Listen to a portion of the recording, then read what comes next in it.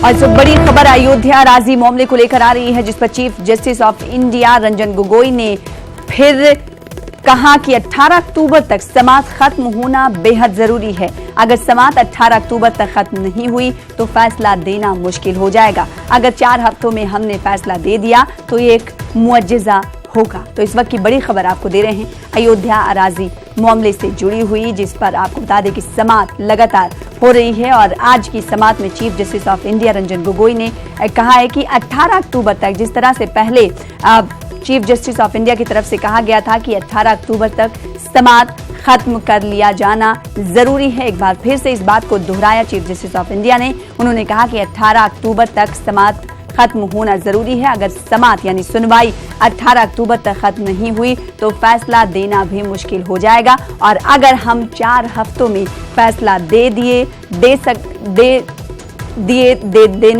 देने में कामयाब हुए तो ये एक मुअज्जिजा होगा। अयोध्या राजी मामले पर चीफ जस्टिस ऑफ इंडिया का बयान आपको बता रहे हैं। लगातार इस पर सुनवाई हो रही है और आज सुनवाई में chief justice of India Ranjan Gogoi ने तमाम बातें कही हैं। क्या कुछ इसके अलावा कहा, जानेंगे। हमारे साथ हमारे नुमाइंदे सुशील पांडे जुड़ रहे हैं दिल्ली से। सुशील, बताइएगा कि आप chief justice of India Ranjan Gogoi ने इसके अलावा क्या कुछ कहा?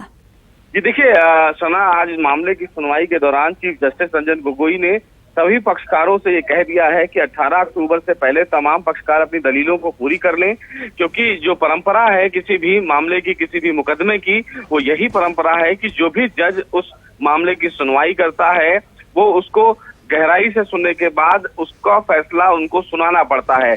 अगर कोई भी जज बीच में रिटायर हो जाता है तो वो मुकदमा दोबारा सुना जाता है। और इसीलिए चीफ जस्टिस रंजन गोगोई अपने तमाम जजों के साथ जो इस पूरे मामले को इतनी गहराई से सुन रहे हैं, वो ये चाहते हैं कि 18 अक्टूबर तक अगर तमाम पक्षकार अपनी दलीलों को पूरी कर लेंगे तो उन्हें फैसला लिखने में भी थोड़ा सा समय लगेगा। और अगर चूंकि वो 17 नवंबर को रिटायर हो रहे हैं और अगर वो रिटायर हो गए और इस पूरे मामले की सुनवाई पूरी नहीं हो पाई तो अयोध्या का मामला दोबारा फिर से सुना जाएगा।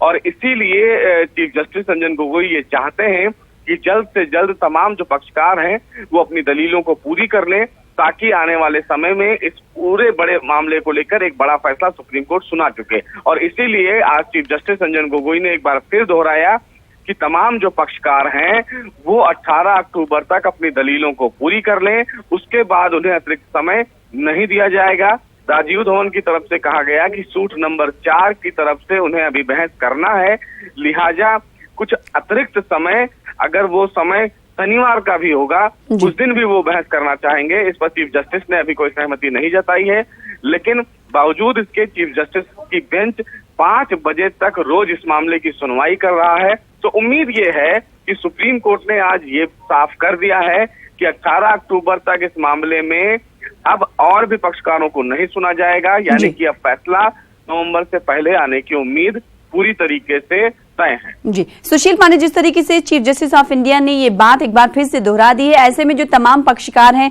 तमाम फरीक हैं, अब ये उम्मीदें लगाई जाएं कि उनकी तरफ से तमाम दलीलें मुकम्मल कर ली जाएंगी 18 अक्टूबर तक।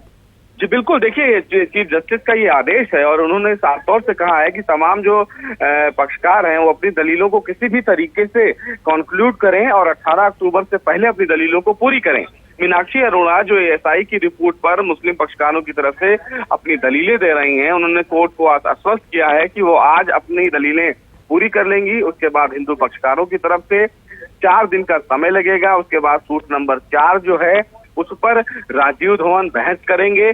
तो जो उम्मीदें लगाई जा रही हैं वो यही लगाई जा रही है कि 18 अक्टूबर तक तमाम पक्षकार अपनी दलीलों को पूरी कर लेंगे। बेहद शुक्रिया सुशील पांडे हमारे साथ जुड़ने के लिए और जानकारी फराहम करने के लिए।